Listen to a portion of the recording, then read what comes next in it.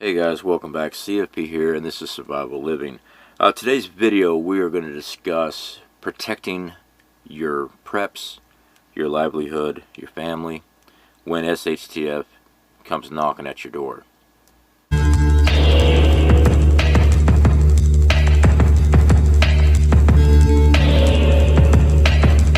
When S.H.T.F happens, shit hits the fan. We as preppers, we already understand that people are not going to act their normal selves when there's no rule of law. We prepare for that. We know that there's many unstable individuals out there. We know that there are many criminal elements out there. And we know that there's plenty of the anarchists. They cannot wait for a government to cease to exist. This is one of the reasons we as preppers always talk about firearms and ammunition for home defense. Now, as a hunter, I definitely see the need for some type of weapon for food supply, protection. All preppers should have some type of weapon in their arsenal at home. All of your preps, all your hard work that you've been doing over the years, putting back supplies, making sacrifices for when things go bad, you need a way to protect these things. You do not want somebody coming, knocking down your door, and taking your stuff at gunpoint because you just decided that you didn't like guns, you didn't like firearms. Now, on the type of firearm that you should have as a prepper, well, that's your preference. I can tell you that for protecting your home, a pistol is a good idea, especially if you are already inside your home. You have an intruder that has came into the home. You did not see them ahead of time. A pistol works very well in close quarters. A shotgun, short barrel, is another great idea for a firearm inside your home. And that's for if a intruder has come inside. Now, if you have the ability, you have the system set up, some type of security team or whatever in place where you can see threats coming to your home, yes, you want to be using your long rifles and things like that. That way you have longer range, you can keep them further away from you. But yeah, for inside home defense, short barrel shotgun, and a pistol.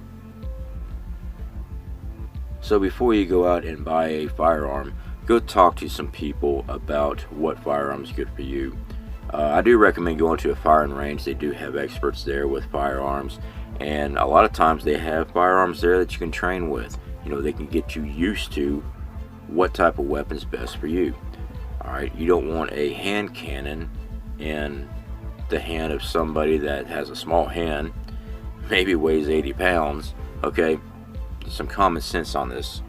But yeah, definitely go talk to some individuals. Firing ranges work great. You can also go, even if you go down to a gun store, usually they can look at you and they can tell you, okay, this gun's going to be too much for you. Try this one here. This is going to be a good size for you. And do not forget your ammunition. As preppers, we prepare all kind of things. Make sure you have ammo. That's my first recommendation, is to buy a lot of ammo. Get you plenty of clips, magazines, whatever it is that your firearm is going to be using. Get plenty of those. Make sure that you have plenty of maintenance care for your weaponry. Make sure that you have tools to repair your weapons and replacement parts. Become intimate with that weapon. That is a tool. Know the insides and out of this thing. Make sure that you can tear it down and replace anything on that. Make sure you have on hand replacement parts. The reason being, when there's no way to purchase anything from a store, or there may not be a store left, you still have things that you can work on with your firearms. Make sure that they're still operational. Many in the prepping community really pushes reloading equipment, making your own ammunition. Now, I do fully agree with that. Having the ability to reload your own ammunition is one of the greatest ideas ever. You always will be able to produce and manufacture ammunition. Now, the cost of this is a lot higher than going and buying a large supply of ammo. But in the long game of things, it's one of the better ideas. But if you are just now starting to prep, start with a basic firearm, even if it's just one. Plenty of ammunition for that firearm. Then whenever you feel like you are better equipped, better supplied, and prepared, then you can start purchasing these reloads. Reload machines, extra powder, lead, all that good stuff, so you can make your own ammunition. First things first, purchase the firearm, purchase the ammunition you need, and train with it. Training at a firing range is a great idea. I highly recommend it. That way you're getting used to your firearm. Now, you do not have to go out, run into the woods, and play war. Okay? Now, if you have a MAG, if you have a group, that MAG, Mutual Assistance Group, that you're working with, a preparedness group that you plan on protecting each other, working a security team with, yes, absolutely be out there, start drilling, start training. Alright, you want to be able to rely on these people, they need to rely on you. But when you are just starting out, start small, work from there, get comfortable with your firearms before you start running around the woods playing Rambo, and next thing you know, you shot your foot off. Anyway guys, please be safe out there, be prepared. There's a lot of things going on. I don't know for a fact that we have a second shutdown coming here in the state of Florida. My opinion, yes, there is. The research I'm doing is showing that there is, and it's going to be a very hard one.